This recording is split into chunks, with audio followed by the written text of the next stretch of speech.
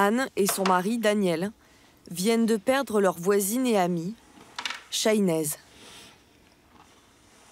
C'était le 4 juillet, lors de l'anniversaire de mon fils. Elle était heureuse. Ces derniers mois, Anne s'était pris d'affection pour elle. Elle était joyeuse, elle riait tout le temps. Moindre petite phrase sans importance, elle éclatait de rire. C'était des parties de fou rire. Et puis après, c'était tu veux que je prenne les enfants? Allez, viens, on va aller au parc. Voilà, on a fait plein de petites choses sans importance, mais qui étaient la vie de tous les jours, quoi. Et on passait des bons moments, voilà. C'était une maman comment Ah, maman poule. C'était son petit dernier, c'était son bébé. Mon bébé, mon bébé. Elle disait, elle s'en occupait bien de ses enfants. C'était une mère, oui. C'était une très, très bonne maman. C'était un rayon de soleil. C'était un rayon de soleil. Chahinez Daoud, 31 ans, mère de 3 enfants, a été tuée mardi dernier dans des circonstances effroyables. À 18h15, elle sort de son pavillon pour aller chercher ses enfants à la garderie, lorsqu'un homme lui tire dans les cuisses à 2 reprises avec un fusil. Gérard est alerté par les détonations. En ouvrant son portail, il voit une femme à terre et un homme à ses côtés qui s'apprête à par le feu. J'ai vu ce gars qui déversait son bidon dessus. J'ai compris tout de suite ce qui allait se passer. Et puis, si vous voulez, moi, quand j'ai fait ça, j'ai dit « il ne faut pas qu'il allume ». J'ai foncé dessus en criant, je l'ai traité de tous les noms, j'ai essayé d'arriver pour le bousculer.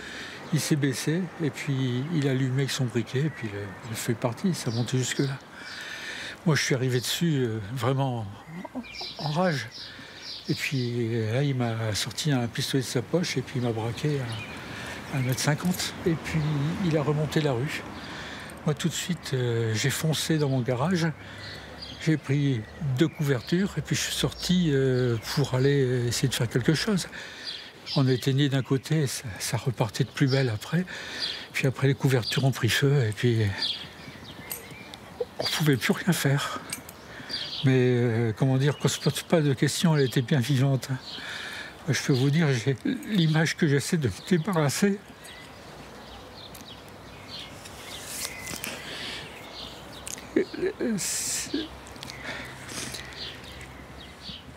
C'était ses yeux, et puis elle essayait d'implorer, de parler.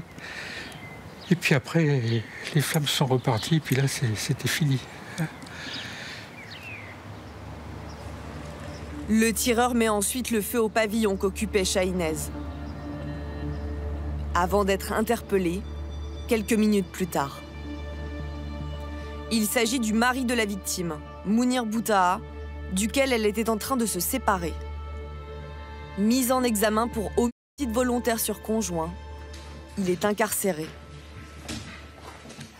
La procureure de Bordeaux dévoile les premières explications de cet homme de 44 ans qui s'était caché dès le matin pour surprendre sa femme.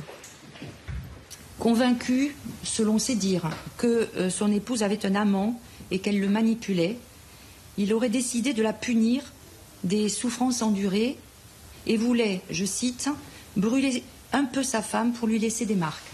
Mais, toujours selon ses propos, sans souhaiter la tuer.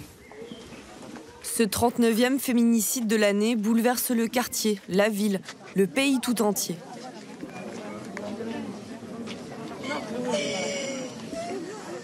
Aux larmes se mêlent la colère et l'incompréhension, car le suspect était suivi par la justice et avait derrière lui un lourd passé de conjoint violent.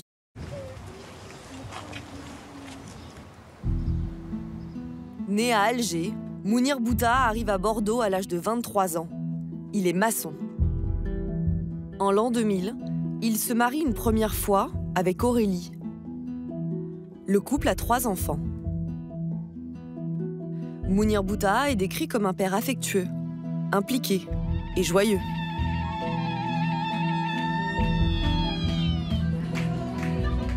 Père câlin, mais mari.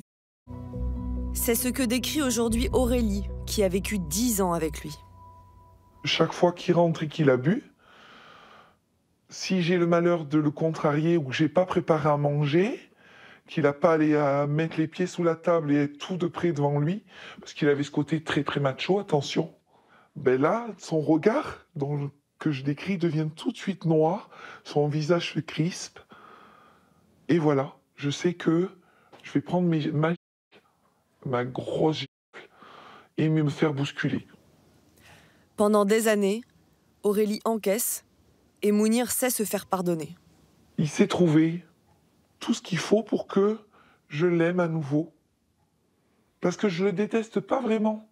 Et que je sais qu'il est capable de beaucoup de choses bonnes. Mais en 2015, Mounir Boutaa est condamné à 5 mois de prison avec sursis après de nouvelles violences sur Aurélie.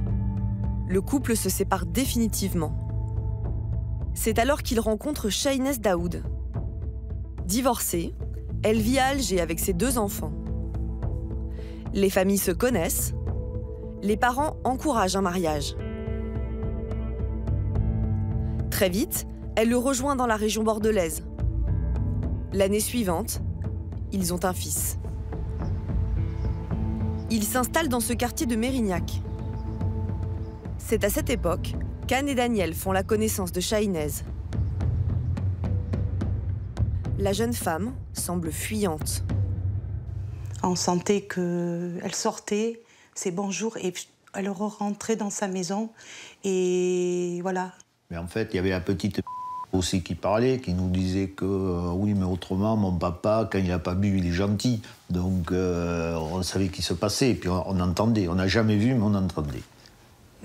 Le 23 juin 2020, le doute n'est plus permis. Ils découvrent leur voisine devant leur porte, groggy, couverte d'hématomes. Shahinez leur raconte avoir été frappée par son mari. Il s'est passé qu'il a fait une grosse crise de jalousie par rapport à son comportement vestimentaire. Parce que la tunique était trop courte à ses yeux, et lui, il l'a attrapée et il lui a fait une station. Elle a senti qu'à un moment donné, il relâchait le bras, et c'était à ce moment-là qu'elle a senti ce relâchement, qu'elle a eu une pulsion et qu'elle a dit « Il faut que je sorte de cette maison pour que je puisse être sauvée ».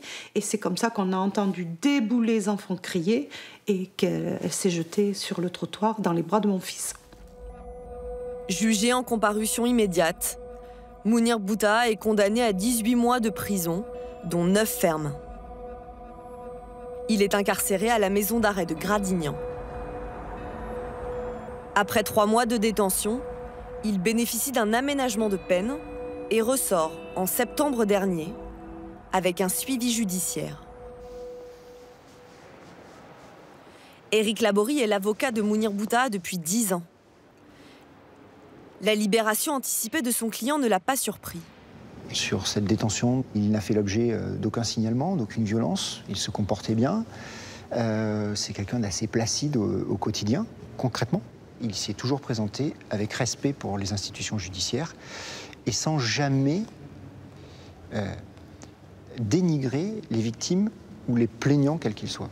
Comment voulez-vous qu'au niveau de l'application des peines, il y ait eu une alarme quelconque pour dire non, on n'applique pas à celui-là l'aménagement d'une peine qui est prévue par le Code, à laquelle il a accès et faisant partie des détenus sans difficulté. Mounir Boutaa est libre, mais il a l'interdiction d'entrer en contact avec sa femme et de s'approcher de son domicile. Pourtant, le couple aurait continué à se voir, sous le regard inquiet des voisins. Ben oui, on le voyait, il se garait pas toujours au même endroit. Et le soir, il rentrait. Et le lendemain, il repartait. Sa belle-mère et puis sa maman ont dit qu'il fallait pardonner, il ne recommencera pas, il faut lui laisser une deuxième chance. Voilà, voilà la pression qu'elle a subie aussi. Elle vous l'a dit ? Oui, elle nous l'a dit. Il y a la pression familiale, peut-être, mais surtout une autre raison.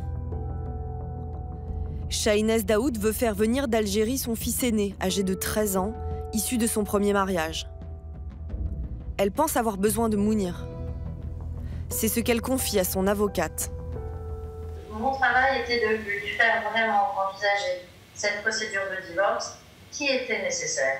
Mais elle était tellement prisonnière de l'idée que si elle ne restait pas avec cet homme, elle ne pourrait pas voir son fils aîné qui était en Algérie revenir sur le territoire français. Il lui avait tellement mis ça dans la tête que pour elle, c'était le but suprême. Donc, elle pouvait subir toutes les violences possibles.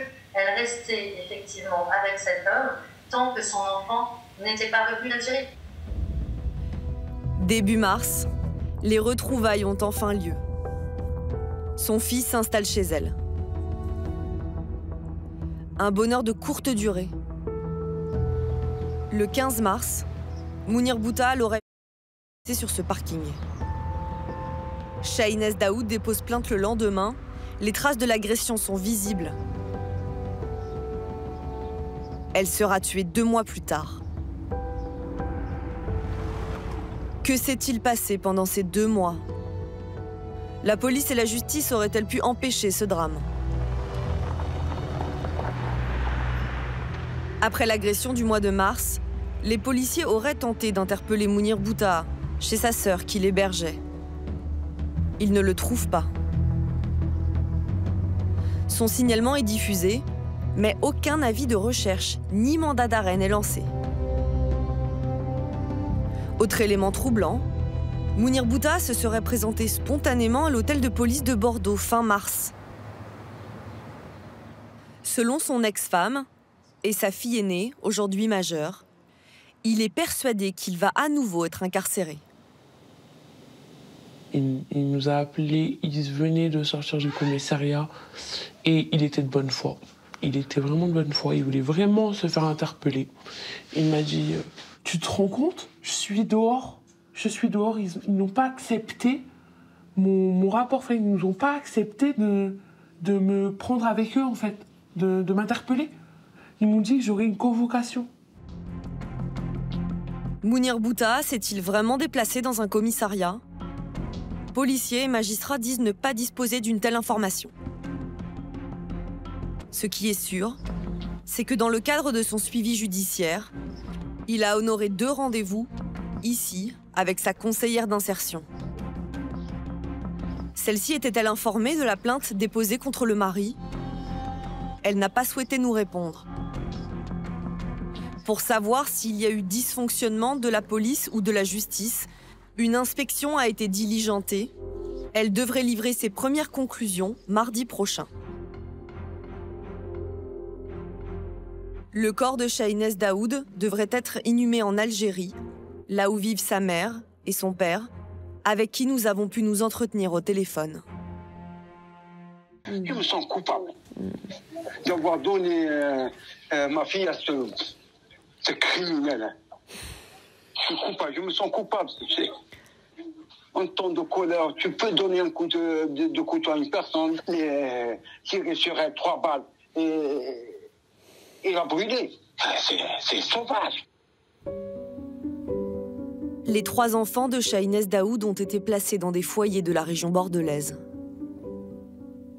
Les parents de la jeune femme espèrent obtenir leur garde et s'installer en France pour les élever.